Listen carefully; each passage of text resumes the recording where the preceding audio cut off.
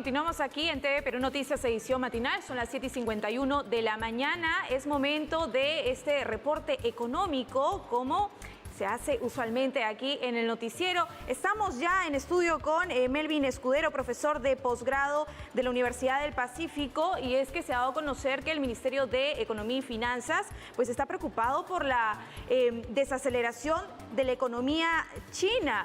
¿De qué manera esto estaría afectando a nuestro país, al Perú? Él nos va a responder con respecto a estos y otros temas. ¿Cómo está? Buenos días. Muy buenos días. Melvin? Buenos días. Bueno, preocupación además no solamente por el Perú, sino en la región, ¿no? Una desaceleración que ya viene de meses atrás. Se dice que cuando estornuda China, los demás países se resfrían, ¿no? ¿Qué pasa, Melvin? ¿Cuáles son las consecuencias y a qué nos atenemos? Sí, es muy importante entender que el futuro económico de Latinoamérica y en específico de Perú depende fundamentalmente de las exportaciones que nosotros realizamos a tres mercados: Estados Unidos, Europa y Asia. Y en Asia, China es el gran dragón que se ha venido, digamos, comiendo en todos estos años exportaciones de todo el mercado emergentes, pero sobre todo exportaciones que son de Perú, las más importantes, metales, especialmente el cobre, y harina de pescado. Esto representa entre el 23% y 35% del total de las exportaciones de nuestro país hacia el mundo. Un tercio de Estados Unidos, un tercio de Europa, un tercio China. Sin embargo, ¿qué es lo que viene pasando con China? Su crecimiento se ha reducido significativamente. Hasta el año 2014-2015, China venía creciendo cerca de 9% de Producto Bruto Interno por año. A partir del 2015-16, ese crecimiento bajó a niveles de 6.8%. Vino la pandemia y el año pasado ha tenido el peor crecimiento en varias décadas, creciendo solo 3%, y este año se estima que va a crecer solo 5%, y lo más probable es que se establezca un nuevo crecimiento de entre 4 y 5. Es decir, 3 peldaños debajo y menos de la mitad de lo que creció en casi 15 años de este nuevo siglo XXI. El otro tema importante en China es la tasa de crecimiento de su población. China era el país número 1 del mundo en población. Ahora es India, más de 1.400 millones de personas, pero lo preocupante de China es que la política del hijo único, que estuvo viva entre 1980 y 2015, durante todo este periodo, eso ha generado un problema en la población, y la población china se está convirtiendo en vieja, pero no tiene trabajadores jóvenes nuevos. Esto está haciendo que a partir del año pasado la población de China empiece a decrecer, y se estima que a finales de este siglo, 2100, 2090, la población de China va a ser solo la mitad. Entonces estamos entrando en una fase en la cual eso preocupa. Ahora, todo esto tiene un impacto importante en Perú y en el mundo, por supuesto. Uno de los temas que más ha preocupado recientemente son los problemas de Taiwán.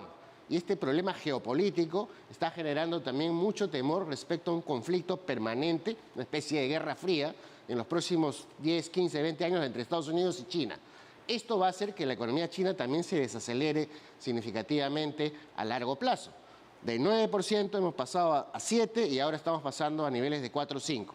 Con este crecimiento, el Producto Bruto Interno de Perú se puede ver afectado.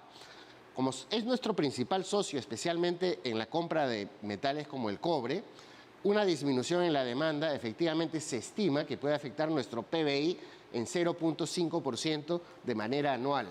A la fecha, el Perú es un país que se espera que este año crezca 1.8%. Dependiendo del impacto del fenómeno del Niño, ese 1.8% anual podría ser una reducción incluso hasta 0% o negativa.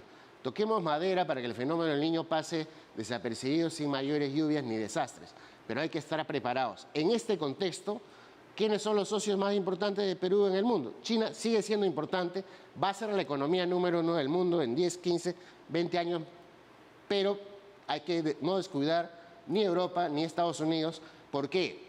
El cambio a lo que es transición climática, carbono cero, todos estos problemas que ya estamos viendo con el tema del clima, requiere de una conversión en los vehículos a gas y combustible de petróleo hacia vehículos eléctricos. ¿Y esto qué quiere decir? Que la demanda de cobre no solo va a venir de China, va a venir también de todo el mundo. no solamente Estados Unidos, Europa, también del mundo emergente, incluyendo América Latina. El cobre, señores, es el nuevo oro al futuro. Aprovechemos esa bendición que Dios nos ha dado a Perú y a Chile, que somos los más grandes depósitos de cobre en el mundo, y explotemos racionalmente estos recursos para el bienestar de nuestro país y de nuestra gente.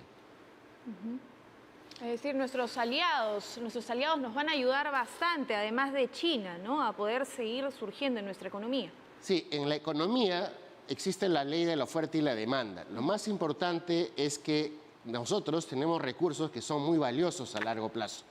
Es verdad, son recursos naturales, pero estos recursos naturales nos pueden permitir una ruta de crecimiento. ¿Qué países se han desarrollado usando sus recursos naturales? Canadá, Australia, Suecia. Estos países también tenían ingentes riquezas mineras y ahora son países desarrollados. Es decir, se trata de trabajar inteligentemente una combinación de estrategias y planificación de gestión pública, gestión económica, que nos permita hacer este salto. Para esto requerimos reformas. La principal reforma, dado la volatilidad que existe, es la política. Trabajemos en eso.